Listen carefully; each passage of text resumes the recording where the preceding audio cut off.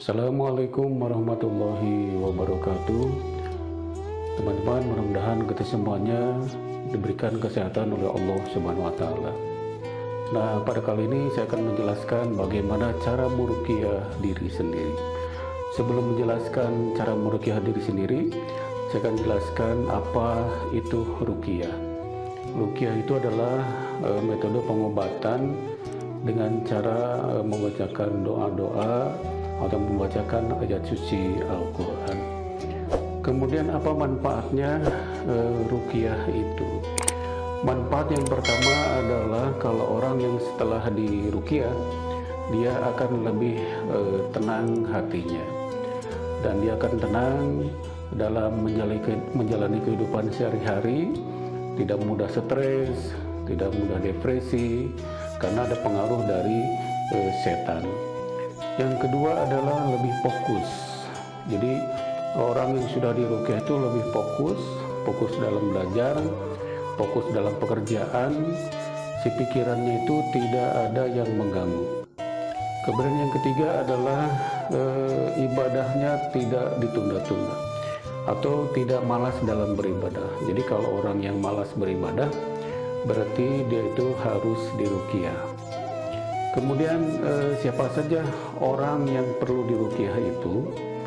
Orang yang perlu diruqyah itu yang pertama adalah orang yang malas beribadah.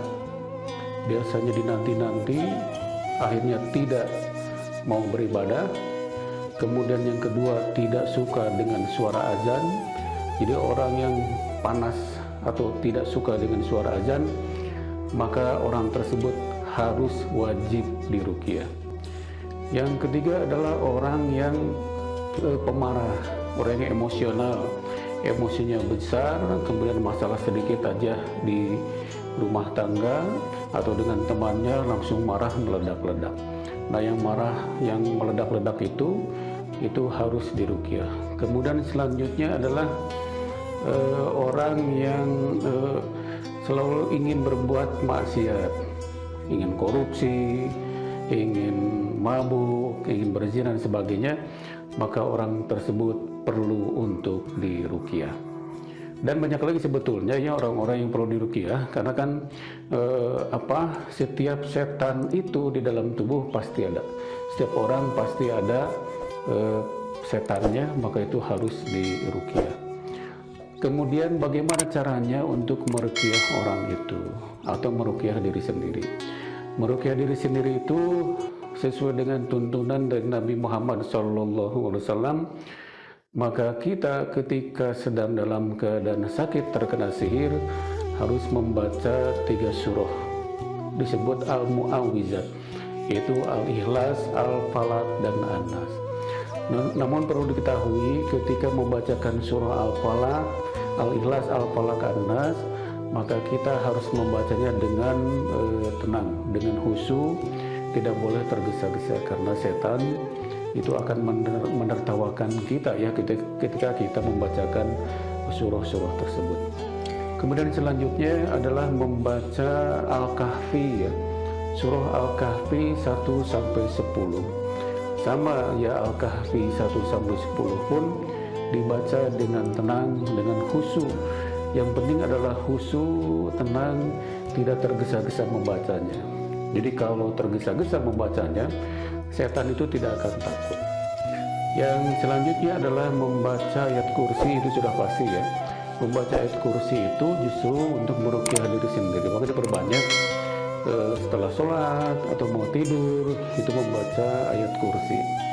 Kemudian selanjutnya adalah membaca surah An-Naml ayat 30 dan 31. Nah, ini penting sekali ya. Bismillahirrahmanirrahim. Innahu min Sulaiman wa innahu bismillahirrahmanirrahim. Alla ta'alu alayya wa atuni muslimin. Dibacakan dengan tenang dan khusyuk, penuh kerendahan diri kepada Allah. Insya Allah setan yang berada di dalam tubuh kita itu akan keluar. Kemudian selanjutnya adalah membaca surah Toha ayat 67 dan 7 sampai 70. Nah, itu akan meruqyah diri sendiri, karena dalam surah tersebut Toha 67-70, ketika Nabi Musa alaihissalam mengalahkan penyihir-penyihir jahat, justru si penyihir-penyihir itu mereka tunduk bersujud kepada Nabi Harun dan Nabi Musa alaihissalam.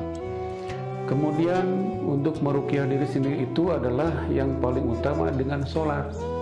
Sholat yang 5 waktu justru itu meruqyah diri sendiri yang sangat luar biasa.